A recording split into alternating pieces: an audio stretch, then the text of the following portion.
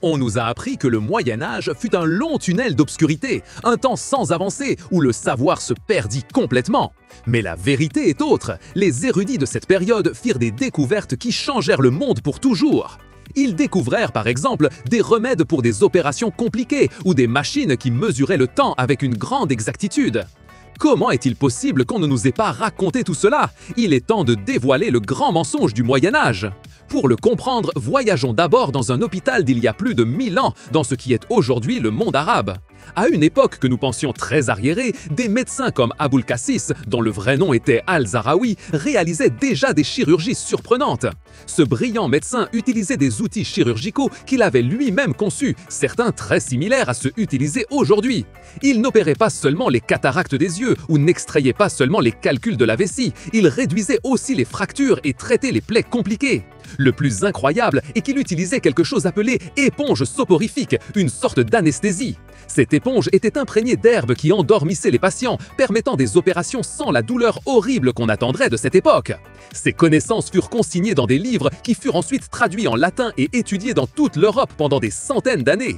Alors non, la médecine ne s'est pas arrêtée, elle faisait des pas de géant qu'on ne t'a pas raconté. Maintenant, passons aux chiffres, quelque chose que nous tenons pour acquis, mais qui, au Moyen-Âge, fut une révolution silencieuse. Aujourd'hui, nous utilisons les chiffres arabes de 0 à 9 pour tout. Mais avant, en Europe, on utilisait les chiffres romains, qui étaient très difficiles pour faire de grands calculs.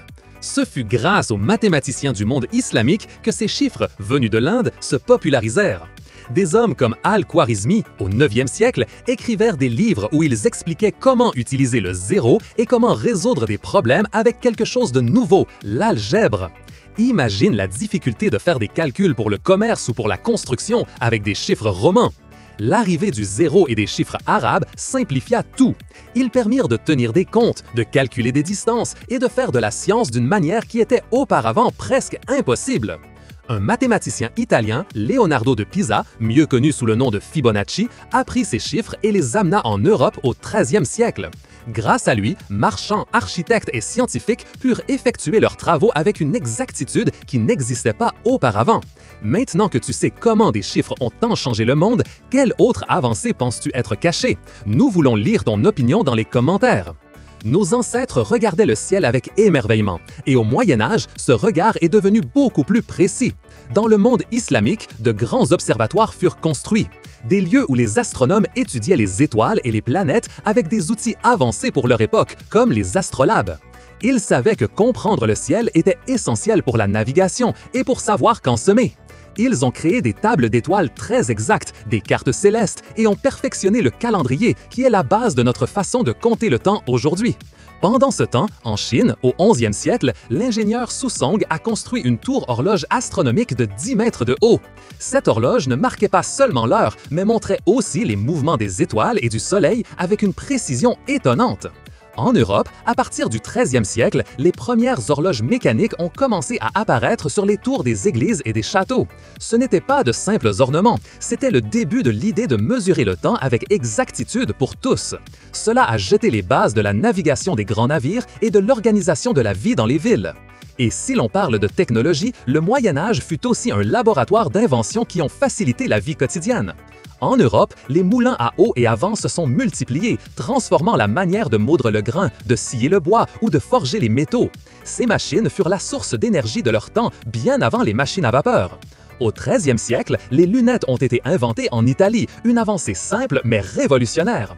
Pour la première fois, les personnes âgées ou ayant des problèmes de vue pouvaient lire et travailler plus facilement. Cela a prolongé la durée de vie professionnelle des artisans, des moines copistes et des érudits, permettant ainsi que la connaissance se transmette et se développe encore plus. Et bien avant Gutenberg, en Chine, au XIe siècle, Bi Sheng a inventé l'imprimerie avec des caractères mobiles en argile. Son invention a permis de produire des textes plus rapidement et bien qu'elle ne se soit pas popularisée autant que l'imprimerie européenne, elle a établi un précédent technologique incroyable. Si une invention de cette époque vous a surpris plus que toute autre, laquelle était-ce et pourquoi? Dites-nous ce que vous en pensez. En reliant tous ces fils, nous voyons que le Moyen-Âge ne fut pas un âge sombre, mais un pont vital rempli de lumière et d'esprits brillants. Ce fut une époque où le savoir ancien fut conservé, de nouvelles idées furent créées et les bases de la science moderne furent construites. des chirurgies qui endormaient la douleur, aux chiffres qui ont ouvert la voie au calcul, en passant par les moulins qui fonctionnaient les villes et les horloges qui mesuraient le temps, ces avancées non seulement existé, mais elles furent essentielles. Le mensonge du Moyen Âge est que rien ne s'est passé. La vérité est que ce fut une période de grande ingéniosité, d'invention et de découverte qui continue de nous étonner. C'est une histoire qui mérite d'être racontée et mémorisée. Si ce voyage à travers le véritable Moyen Âge vous a surpris et a démenti ce que vous croyez savoir, n'oubliez pas de laisser votre j'aime. Abonne-toi à la chaîne Explorando pour continuer à découvrir les secrets les mieux gardés de l'histoire. Et partage cette vidéo avec d'autres explorateurs pour que plus de personnes connaissent l'incroyable vérité.